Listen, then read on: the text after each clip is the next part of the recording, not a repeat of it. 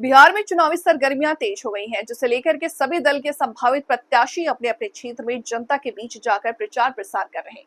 इसी बीच हमारी गैलांचल टाइम्स की टीम पहुंची कटिहार जिले के बरारी विधानसभा क्षेत्र में, जहां से बरारी नगर पंचायत के मुख्य पार्षद सह भाजपा नेत्री बबीता कुमारी यादव से टीम ने खास बातचीत की।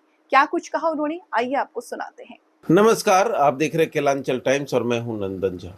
आज खास मुलाकात के विशेष कार्यक्रम में हमारे साथ कटिहार जिला के बरारी नगर पंचायत के मुख्य पार्षद बबीता कुमारी यादव हमारे साथ भाजपा नेत्री हैं। पूर्व में भाजपा महिला मोर्चा की प्रदेश कार्य समिति सदस्य रह चुकी हैं। इच्छाएं रखते हैं, लेकिन इच्छा मन के अंदर। बात करेंगे राजनीतिक जीवन में और समाज सेवा के क्षेत्र में कैसे आने का इच्छा हुआ। मैडम, स्वागत है जी। नमस्कार। सबसे पहले आपके चैनल से मैं तमाम दर्शकों को नमस्कार और प्रणाम करती हूँ। घरेलू जीवन से निकलकर समाज सेवा में और राजनीतिक जीवन में कैसे आने की इच्छा है? देखिए, अगर आपने आज ये सवाल मेरे से पूछा है तो मैं आपको बता दूं कि हमारी शादी ही हुई है एक नेता के साथ, जो कि अपने क्षेत्र में वो कद्दावर नेता के नाम से जाने जाते हैं और वो अपने ज़माने से आरजेडी के कद्दावर नेता हैं और अच्छे पद से भी वो विराजमान रह चुके हैं आरजेडी में। तो लंबे टाइम से मान के चलिए कि हमारे घर में राजनीतिक रहा और जिस टाइम में शादी करके आई उस टाइम में भी मैं जब कभी भी मुझे बताना होता है शुरुआती दौर की बात अगर मुझसे पूछे और उस समय की अगर मैं बात बताऊं तो भले मैं घूंघट में रहती थी, लेकिन यह हाथ हमेशा सहयोग के लिए बाहर आता था, क्योंकि जब पति घर से बाहर चले जाते थे तो वो अपनी जिम्मेवारी मेरे ऊपर छोड़ के जाते थे। वो आएंगे, उसके यहाँ श्राद्ध है, उसको इतना पैसा दे देना, उसके खेत में पटवन होना बाकी है, उसको इतना पैसा दे देना, उसका घर जल गया है या तो वो बाढ़ में डूब गया है। हालांकि ये समझती नहीं थी उस टाइम में, यहाँ तक कि बुरा लगता था कि सारा घर का पैसा तो इसी में जा रहा है।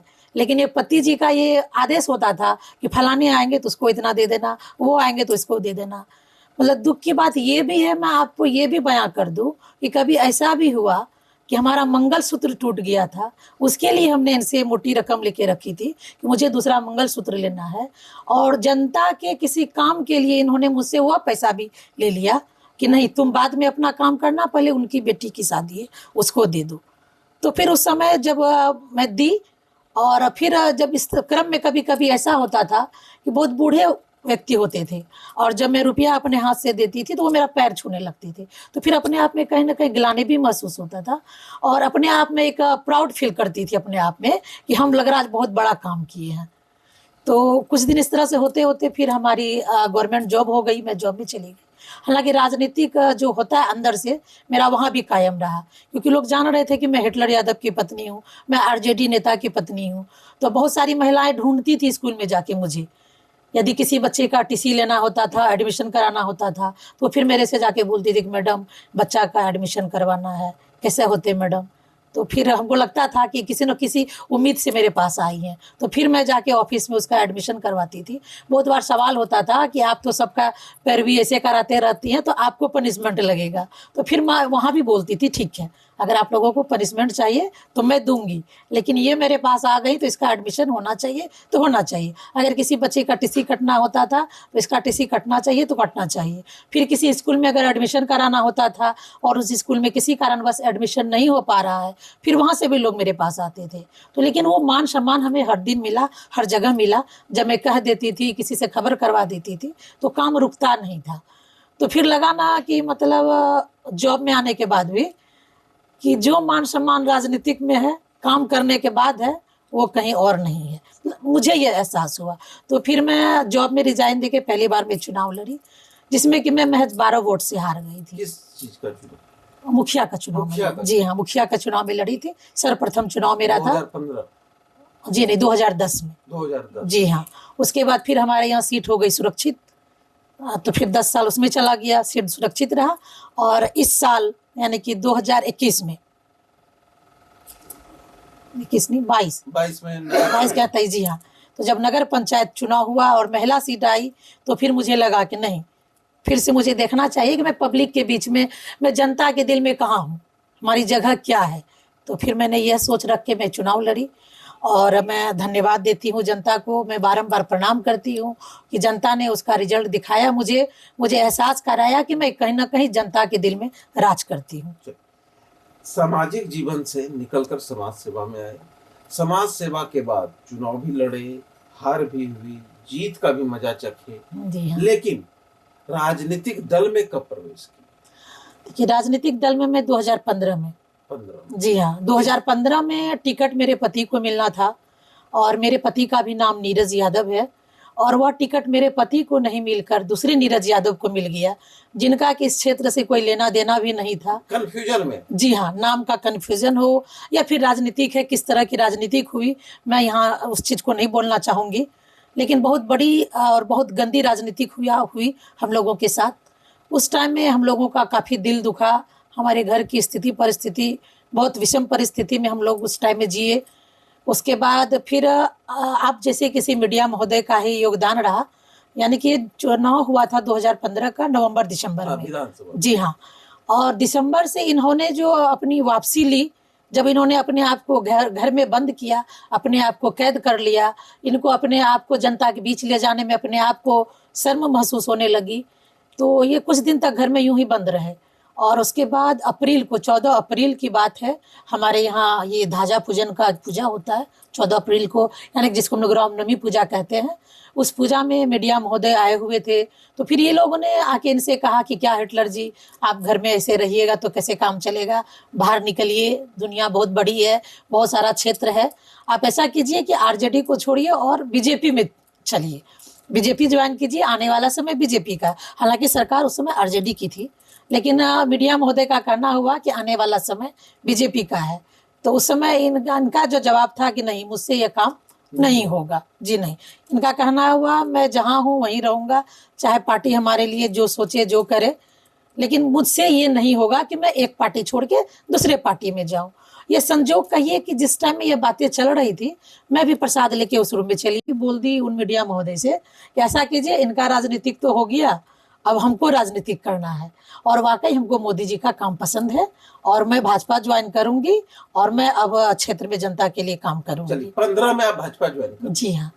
15 में जब भाजपा ज्वाइन किए तो भाजपा में एक महिला होने के नाते महिला मोर्चा में किन किन पदों पर? देखिए, 2015 में हमारी प्रदेश अध्यक्ष थी अनामिका सिंह जी, और उनसे जब मैं मिली, अपनी बात को रखी, हालांकि परेशानी तो बहुत हुई, क्योंकि सबसे पहले तो भाजपा और उसमें मैं यादव हूँ और एक आरजेडी के कद्दावर नेता की पत्नी थी, तो क्षेत्र में तो नहीं, लेकिन जिला में हमें बहुत तरह की दिक्कतें आई। लेकिन जिला में ही कुछ लोगों का कहना हुआ कि मैडम ऐसा कीजिए, आप प्रदेश से मिल के आइए, अगर ऊपर से हम लोगों को आदेश मिल जाएगा तो फिर मैं आपको पार्टी में बुलाऊंगा, किसी कार्यक्रम में बुलाऊंगा, मतलब बहुत तरह की बात होती है, मैं आपको बुलाता हूँ तो हमारे कोई दूसरा नेता नाराज हो जाते हैं।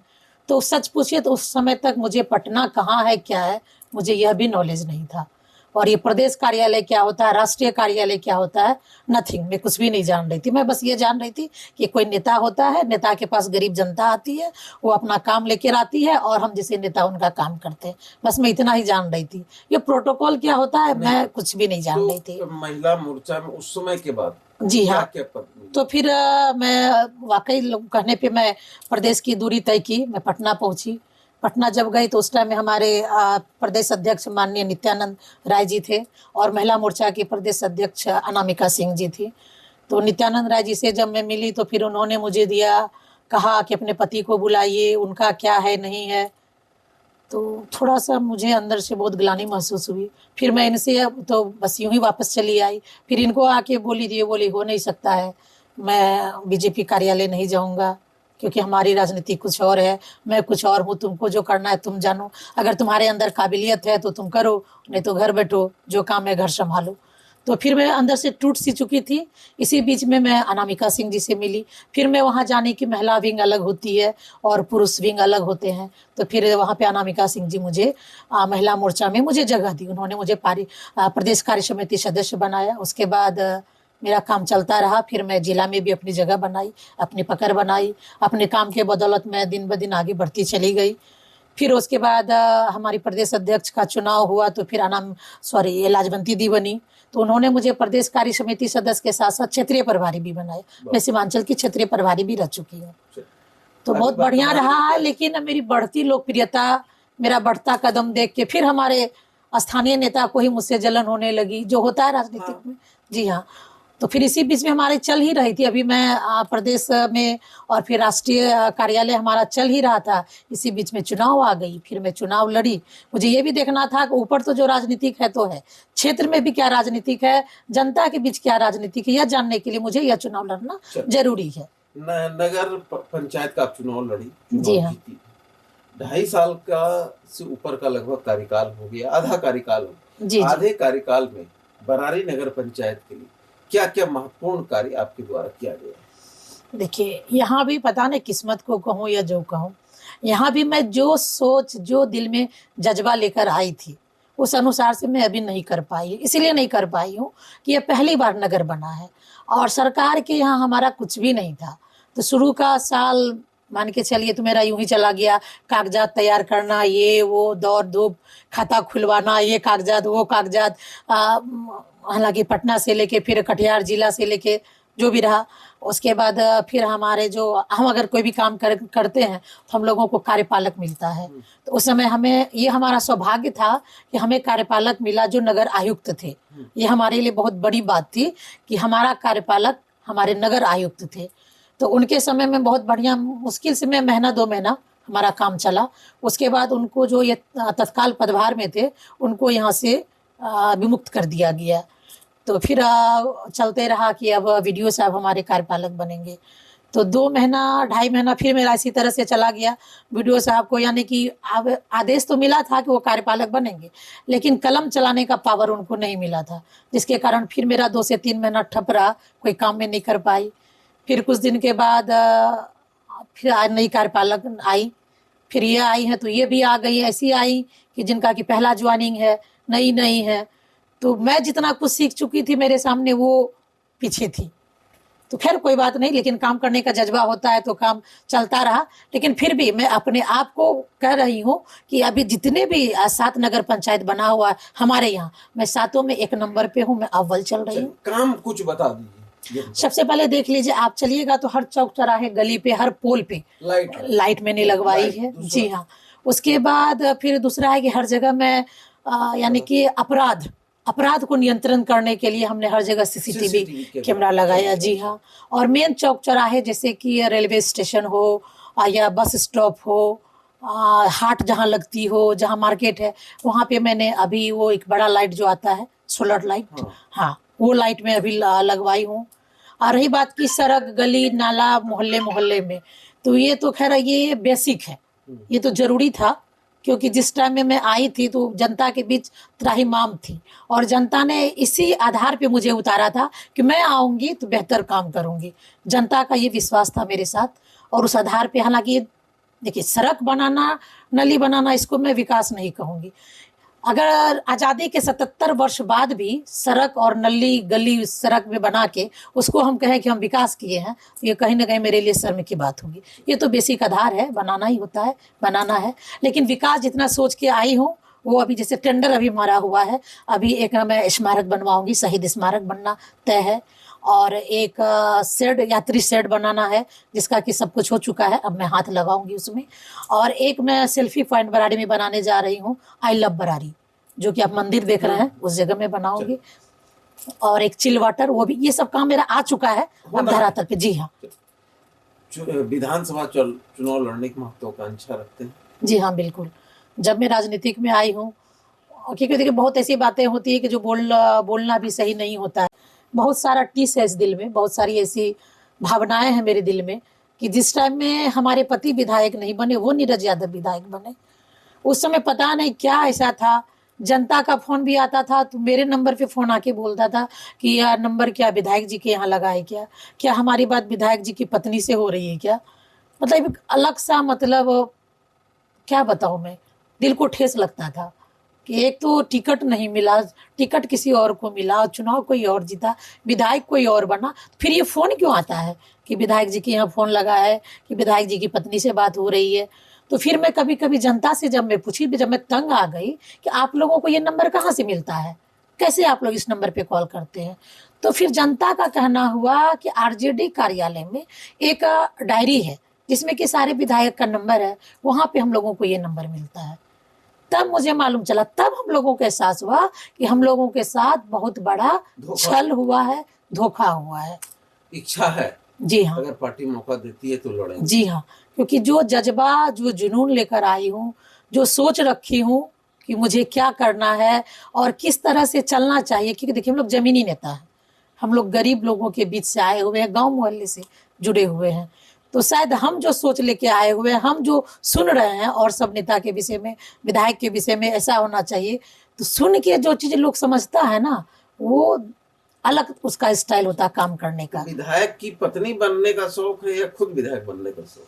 देखिए, अगर मैं खुद बनूंगी भी तो वही बात होगा, तो उनकी पत्नी भी बनूंगी तो हमें नहीं लगता है कि अभी के जमाने में, अभी के परिवेश में, कि पत्नी का अलग दायित्व होता है, पति का अलग दायित्व। अभी हम लोग कदम से कदम मिलाकर चलते हैं। और इतना तो मैं बना ली हूँ, और कि जनता अगर मेरे पास आ जाए और मैं पति देव से बोलूँ कि ये काम होना चाहिए, तो वो काम नहीं होगा, ऐसा तो नहीं हो सकता है।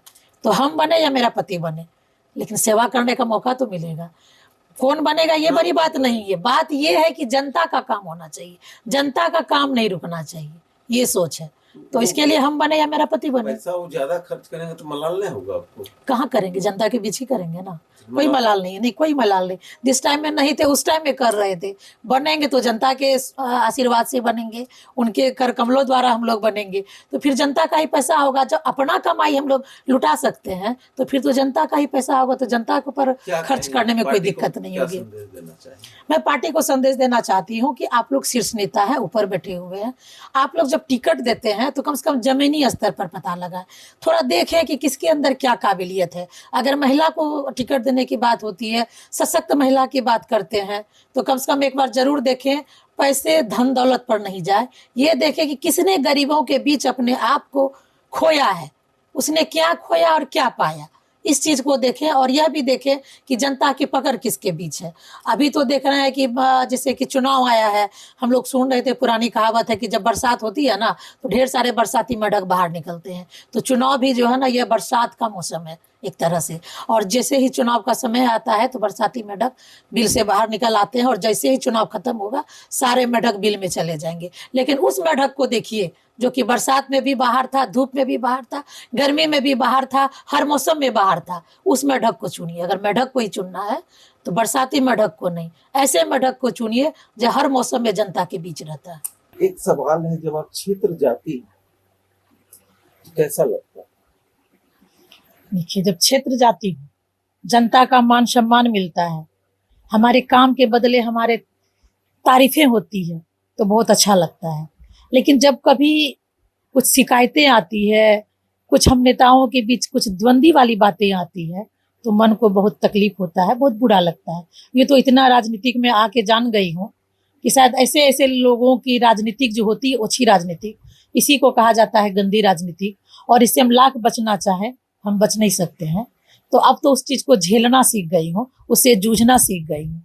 लेकिन आज आपके चैनल के माध्यम से मैं कह देना चाहती हूँ कि देखिए, हमको कितना भी कोई डिस्टर्ब कर दे, कितना भी कोई सताए, कुछ भी करे, हमको फर्क पड़ने वाला नहीं है, क्योंकि हम जमीनी नेता हैं, हम बस्ती में रहते हैं, हमारी एक अलग हस्ती है। तो मैं कहना चाहूंगी कि गज भर की शहरियत किस काम की, गज भर की शहरियत किस काम की, अगर मुझे उड़ना आता है तो फिर उन आकाओं की छत किस काम की। यदि मुझे खुद उड़ना आता है तो हमारे जो आका होते हैं, जो लोग अपने आप को किसी को आका समझते हैं, तो उन आकाओं की छत किस काम की। यदि आपको अगला स्थिति परिस्थिति देखकर चेहरा बदलना आता है तो फिर आपकी असलियत किस काम की। बस इतना ही कहूंगी। नमस्कार। देखिए, इनका कहना है ऐसे किसी को ना चुने जो क्षेत्र में नहीं रहते, ऐसे व्यक्ति को चुने जो क्षेत्र में लगातार रहते हैं और काम के प्रति, क्षेत्र की जनता के प्रति वफादार है। ऐसे वफादार लोगों को टिकट मिले जो जनता के हित की बात कर सके। ये कहना है बरारी नगर पंचायत की मुख्य पार्षद बबीता कुमारी का। धन्यवाद।